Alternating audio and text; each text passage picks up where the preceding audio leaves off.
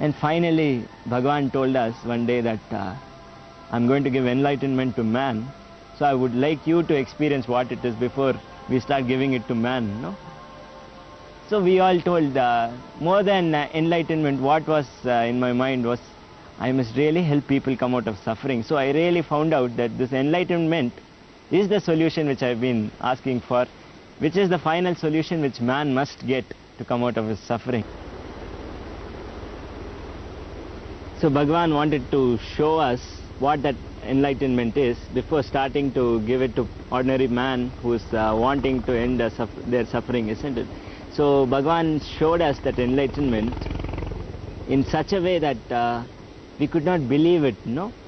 It was only 2 days before a retreat which Acharya was supposed to conduct for us, and Acharya told he'll tell us all the sutras that will help us come out of our suffering and whatever little feeling of self which is there inside us, no?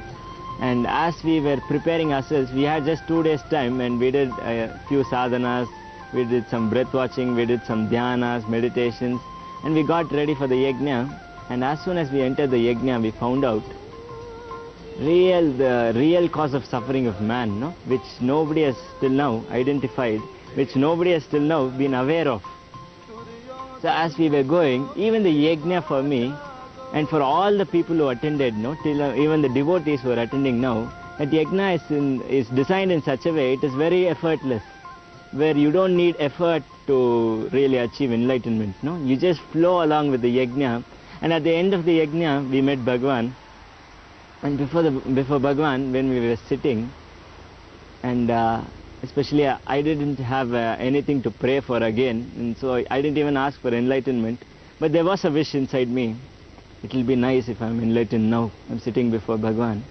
And I was just looking at him and thanking him for the kind of life which he's given me, and for all the teachings which he has taught me now, and the kind of experiences he's given me till now.